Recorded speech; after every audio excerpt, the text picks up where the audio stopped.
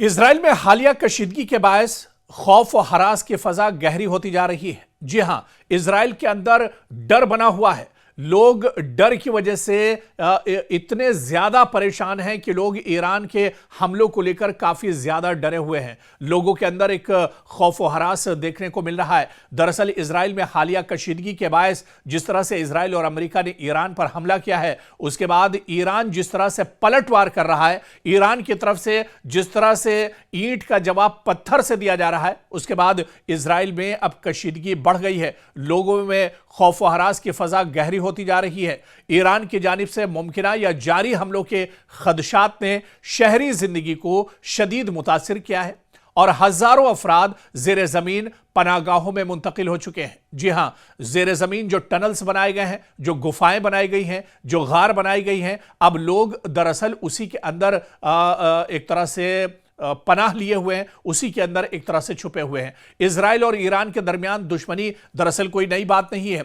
दोनों ममालिक के ताल्लुकात दहाइयों से कशीदा हैं। खासतौर पर ईरान का इजराइल को तस्लीम न करना, शाम और लबनान में प्रॉक्सी ग्रुप्स की हिमायत, गजा जंग के बाद खित्ते में बढ़ती हुई कशीदगी, और दूसरी तरफ यह कि इजराइल बारहा यह कहता है कि अमेरिका एटमी ताकत है, माफ कीजिएगा, ईरान एटमी ताकत है। ईरान लगातार यूरेनियम पैदा कर रहा है, ईरान लगातार एटम बम बना रहा है, जबकि दूसरी तरफ ईरान का यह कहना है कि ऐसा कुछ नहीं है, ईरान के पास कोई एटम बम नहीं है। ईरान किसी जंग के लिए इस तरह की यूरेनियम पैदा नहीं कर रहा है, बल्कि अपनी हिफाजत के लिए कर रहा है। तो इन्हीं तमाम बातों को लेकर दरअसल एक कशीदगी है और हालिया दिनों में बराह रास्त मिसाइल और ड्रोन हमलों के तबादले ने सूरत हाल को एक नई सतह पर अब इजराइल में पहुंचा दिया है। लोगों में काफी ज्यादा डर और खौफ है। यहूदी तो ऐसे भी काफी डरपोक होते हैं और यही वजह है कि जब ईरान के साथ जंग हो रही है तो यहूदी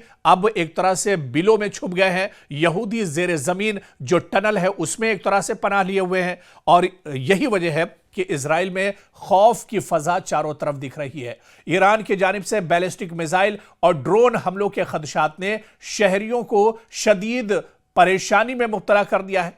अगरचे इजराइल का दिफाई निजाम मजबूत माना जाता है, लेकिन मुकम्मल तहफ्फुज की जमानत नहीं है। और आप देखिए कि जिस तरह से पिछली जंग हुई थी उसमें भी देखिए कि कई ऐसे ईरान के ड्रोन और मिसाइलें थीं जिन्हें इजराइल का डिफेंस सिस्टम नहीं रोक पा रहा था। इस बार भी आयरन डोम या दूसरा जो पूरा सिस्टम है, डिफेंस सिस्टम, दिफाई निजाम, वो इजराइल का एक तरह से नाकारा साबित हो रहा है। और आप देखिए कि मुख्तलिफ शहरों में खतरे के सायरन बजते ही जो यहूदी शहरी हैं वो फौरी तौर पर करीबी बंकर या महफूज कमरों में, जिसे सेफ रूम्स में मुंतकिल हो जाते हैं।